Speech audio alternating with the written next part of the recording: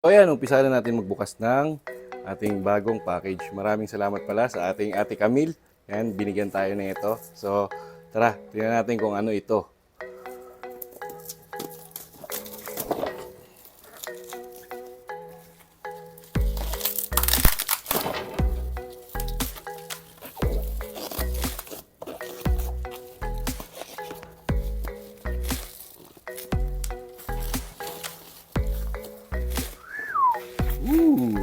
Tanggal na yung bubble wrap.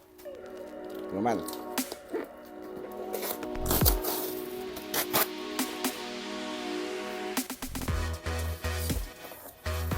So ayan, binigyan tayo ng pressure washer. Siguro, ang rason nito ni Ate Camille, ayaw niya nang nahihirapan tayong mag-clean. Tingnan natin kung ano yung mga laman nito. So meron tayo ditong hose. Yan, ito yung lagayan ng sabon. Yan, ito yung nozzle. Extra nozzle, ito pa, ito yung nilalagay doon sa ilalim para sa makakuha siya na makahigop ng tubig. Yan.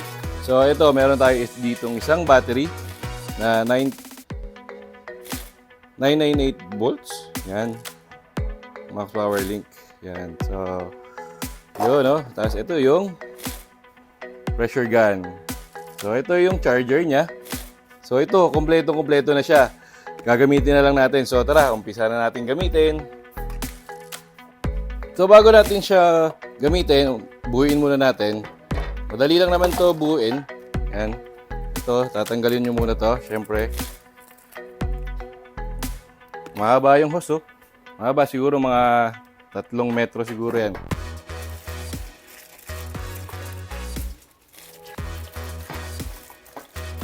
Ito, lalagay mo lang to dito. Kasi ito, susuk-suk mo lang ito dyan. Gusto mo sumama sa video, Ate Zoe?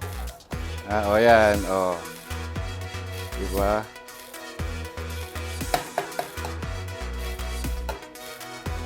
Ayan na, meron na tayong panglagay doon. Tapos dito sa kabilang dulo nitong hose.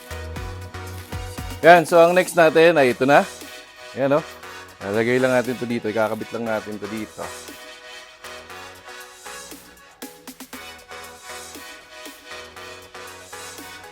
Yan, kabit na siya. Okay na yan. Kahit ganyan lang kaikli. Tapos itong battery, lalagay mo lang dito sa ilalim. Yan. O, di ba? May tubig na siya agad. Kahit wala pa tayo nilalagay, o. O, di ba? May tubig na lumalabas. Tapos, ito dito lang yan. Dito lang yan. Uy! Salamat, Ate Camille. Di na ako mahihirapan maglinis ng aking motor. Yan. So, may dalawang nozzle dito. Mamimili lang kayo kung yung flat or yung pabuga. Yan. Ito, flat to. Yan yung flat. Ito yung pabuga. Yan. Dali lang yan ilagay. Gagawin mo lang dito. Kabit mo lang dyan. O, yan na. Kabit na siya. Diba?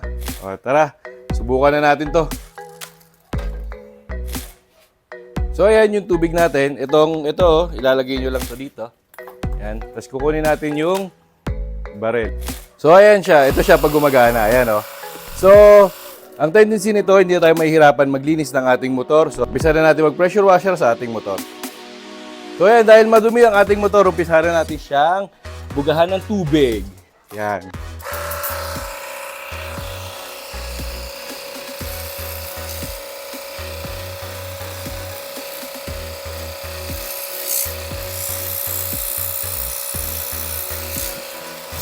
Siguro mas malakas pa to pag bagong charge. Ito kasi ginamit natin galing factory charge. So, ganito lang muna siya kahina. Yan, try natin yung isa pa. Yung isa pang nozzle niya. Yan, try natin yung isa pang nozzle. So, ito naman yung isa niyang nozzle. Ganyan yung bugaw. Yan, tusok siya. Yan, o. Sigurado, pati mga singit-singit ng motor natin, malilinis natin yan. So, i-try naman natin yung next, yung may sabon. Yan, so ito na siya ngayon. Yan. Nilalagyan ko siya ng tubig. Konting, hanggang dito na concentrated na shampoo. Tapos, lalagyan ko siya ng konting tubig. Tapos, tsaka ko ibubuga. Yan, oh. Diba? All good siya. Hindi siya foamy pero mas matipid to kahit pa paano. Yan o, di ba? O tinggalin mo lang, di ba? Wala kang po problemahin. So, maraming salamat ulit, Ate Camille, sa pagbigay nito. So, yun, hanggang dito na lang tayo sa video na to. Don't forget to like and subscribe. Bye-bye!